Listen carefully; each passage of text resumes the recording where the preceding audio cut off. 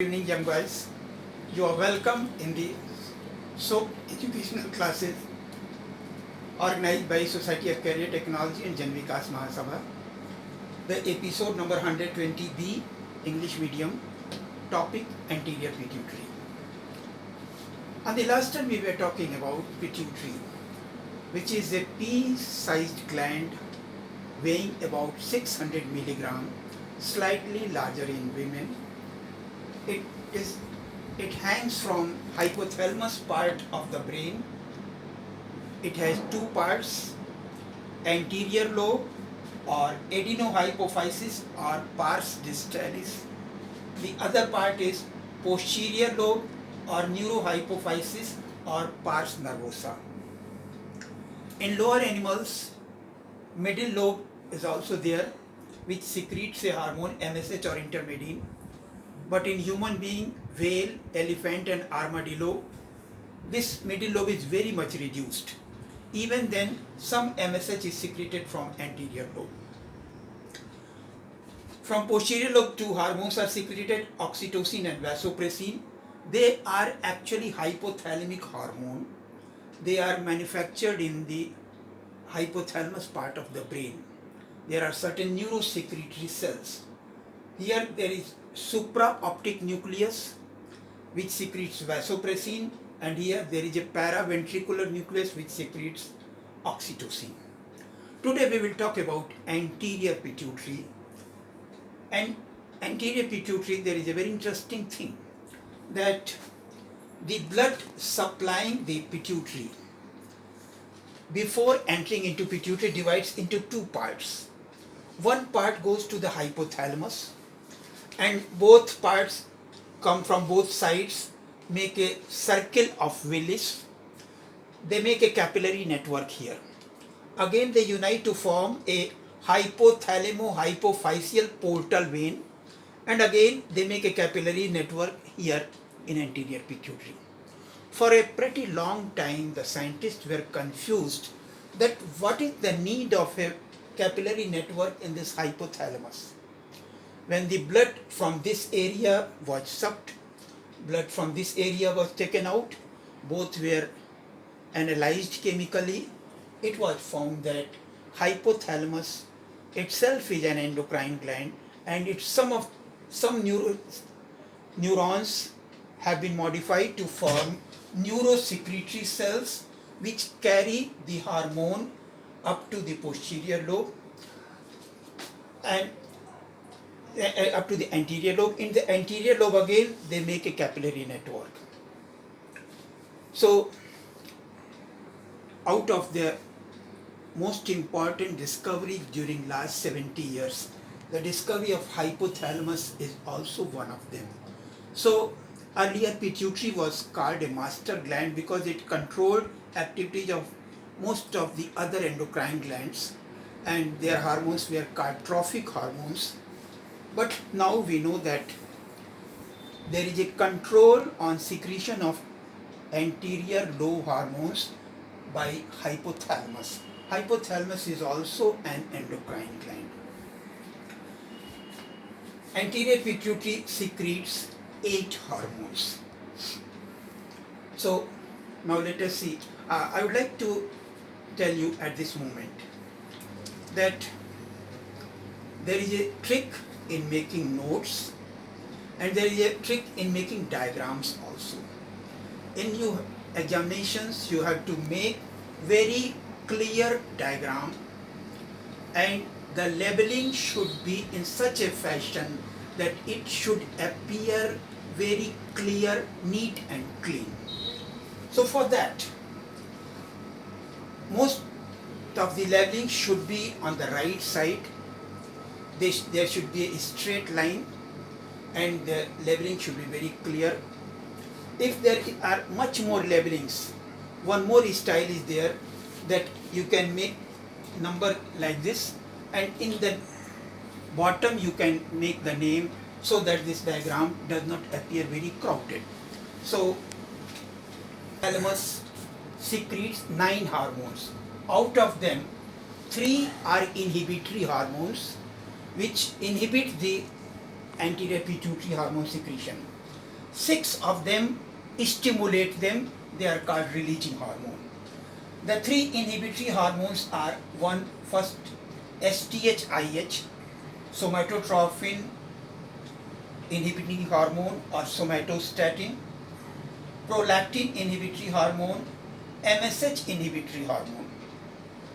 The 6 releasing hormones are somatotrophin releasing hormone, prolactin releasing hormone, MSH releasing hormone, TSH releasing hormone, ACTH-RH and LH-RH, which keeps a control on secretion of both FSH and LH.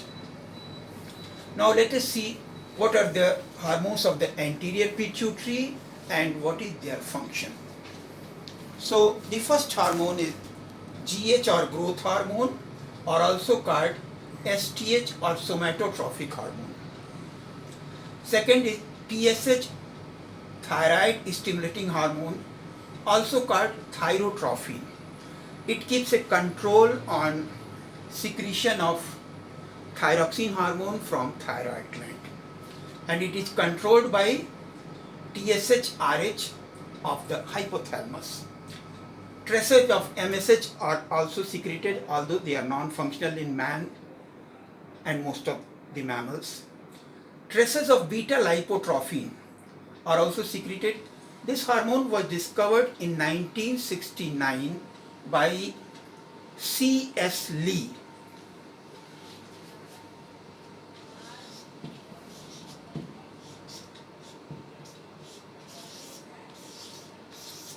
And it keeps a control on lipid metabolism.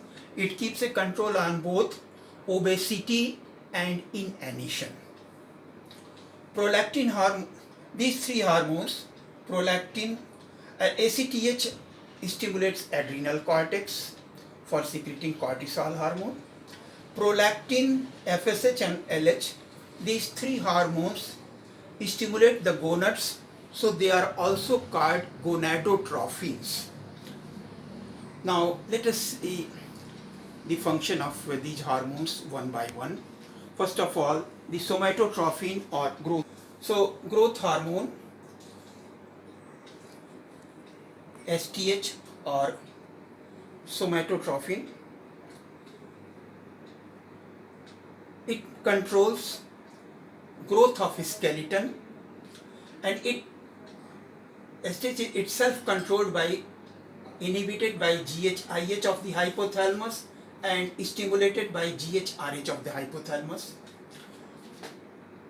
It controls growth of all over body, mainly skeleton. So action on skeleton is of 2 types. Before puberty, at the age of 15-16 years, before that, the epiphysis present at the joints, this joint, this joint, this joint, this joint, and epiphysis present in between the vertebrae. These epiphyses present at the joints are very soft and cartilaginous. So there is a flexibility. If there is under secretion of growth hormone, it leads to a man of 3 feet height called dwarf. Process is called dwarfism. If there is overactivity of growth hormone, then a man 7 feet, 8 feet long can develop, and it is called gigantism. After puberty, means after age of 15-16 years, the epiphyses present at the joints become hardened, they ossify. Now they decrease or increase in body length is not possible. So what happens? If there is an under secretion of growth hormone, it leads to Siemens disease. If there is over secretion of growth hormone, all the bones, their both ends have been fixed. So if there is a tendency to increase, they cannot increase in their length, they would like to increase in the width. So the face becomes abnormal in shape, which is called acromegaly. Now, for TSH, I have said you that it controls thyroid gland. ACTH controls the adrenal cortex. Main are the three gonadotrophins. Let us see how they affect the activity of gonads. Now, three hormones, prolactin, LH and FSH, are called gonadotrophins because they have a control on the activity of gonads. The gonads, for example, the testis in male, it has many coiled tube-like structures called seminiferous tubules. When we cut a transverse section, these seminiferous tubules contain two types of cells. In between, we have some large cells which provide nutrition to developing sperms. They also secrete a hormone, Sertoli cell hormone or androstenedione. It was discovered in 1968 by Dennis Lassie. And in between, we have the spermatogonia. They divide to form spermatocyte, then spermatid, and then sperms. All these processes of spermatogenesis are controlled by FSH, follicle stimulating hormone of the anterior pituitary. In between these seminiferous tubules, we have certain totipotent cells which are Leydig cells or interstitial cells. LH hormone of the anterior pituitary stimulates them to secrete male sex hormone, testosterone or androgen, which keeps a control on both primary sexual characters, means formation of the sex organs, and secondary sexual characters, which develop a difference and attraction between two opposite forces. For example, moustache in a male, beard in a male, a masculine voice, development of this Adam's apple, which makes a change in the male voice. So these are secondary sexual characters. These are controlled by the sex hormones. In the female also, there are two ovaries. In the ovary again, we have two compartments. First of all, an oogonia starts developing. First meiotic division takes place. Second meiotic division takes place, but it stops at metaphase stage because the centrioles are lost, and further development will take place after fertilization. So all these development of oogenesis, they are controlled by FSH of the anterior pituitary. And after oogenesis, what happens? The metabolism of these cells secretes some waste liquid which forms a space called antrum, and the developing ovum is pushed towards one side. This structure is called mature Graafian follicle. So up to this stage, the development is controlled by FSH of anterior pituitary. After that, LH performs two functions. First of all, it causes ovulation, in which the ovum is released from Graafian follicle. After that, LH transforms the remaining cells of Graafian follicle into a yellow colored endocrine gland called corpus luteum.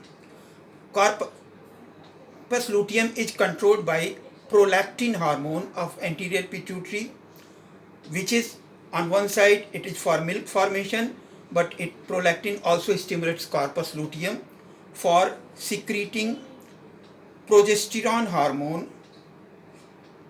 and progesterone hormone is responsible for implantation, means attachment of embryo with the uterine wall, and then further changes of pregnancy. And during pregnancy also some gonadotrophins are secreted. For example, HCG or human chorionic gonadotrophin, there is a PMSG, pregnant mare serum gonadotrophin, etc. So much activity of gonadotrophin is taken by these hormones. Rest on the next one. Thank you very much.